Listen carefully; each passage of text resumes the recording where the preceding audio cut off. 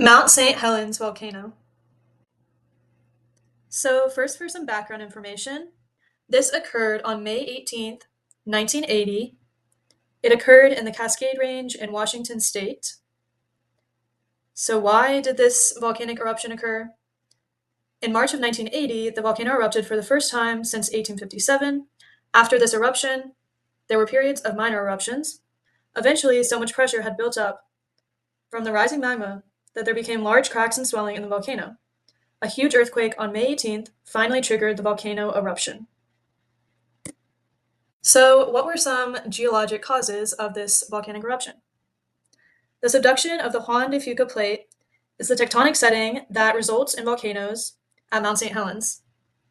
The geologic factors that led to the eruption were an earthquake, subduction of the plates, and built up magma pressure from previous eruptions earlier in the year. The eruption of Mount St. Helens in 1980 was extremely tragic as many people lost their lives. During this volcanic eruption, 57 people lost their lives and many people were injured. The majority died from asphyxiation, which is caused from inhaling hot volcanic ash. Others died from thermal injuries. The volcanic eruption also damaged much of the infrastructure in land nearby. For example, lahars swept away trucks, homes, and damaged many roads and bridges. 185 miles of highways and roads were destroyed, as well as 15 miles of railways. Interstate 90 was closed for a week due to the eruption. It also impacted electrical systems and water treatment facilities, as much of the volcanic ash clogged these systems and polluted the water treatment facilities. The lahars and mud, water, and debris that flowed downstream also clogged channels and created flooding, which impacted ship traffic and therefore hurt the economy.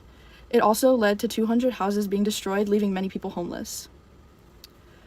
While many volcanic eruptions do lead to famine as many crops are destroyed, the eruption of Mount St. Helens did not lead to a famine, but it did impact crops in the area. Many crops were destroyed, such as wheat, apples, potatoes, and alfalfa, but in many areas, these crops were not destroyed where the accumulation of ash was thin, so it did not have a huge impact on the area.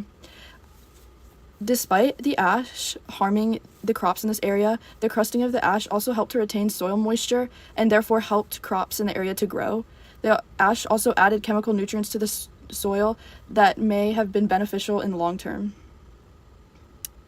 Lastly, some social impacts of the eruption of Mount St. Helens included an initial unemployment spike, as many people's jobs were impacted by the damage, but these employment levels returned to normal when timber salvaging and ash cleanup began, providing jobs for people.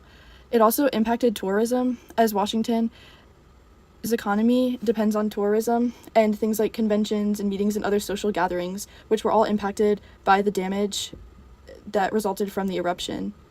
This caused these social gatherings to have to move to other areas and even to other states such as Oregon. The landscape and climate were changed with the eruption, as the volcano created a volcanic plume that deposited debris and ash into the Columbia River estuary, which feeds into the Colwitz River and is about 2,586 square miles. The debris in the water changed the turbidity, so the ecosystems within the estuary were disturbed with the change in the water, and this also impacted levels of chlorophyll and light attenuation.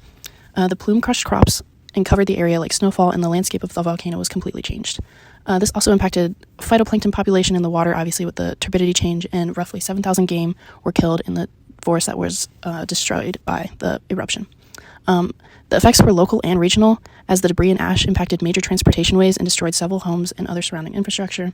And the earth systems that were involved were pretty much all of them, as the atmosphere was changed with a thick plume covering the area, the hydrosphere was changed with the debris entering the river systems, the geosphere with the volcano that was being completely reshaped by the eruption, and the biosphere, as the forest and land surrounding was burned and covered in ash, and the game population was negatively affected, and the water in the river systems was disturbed.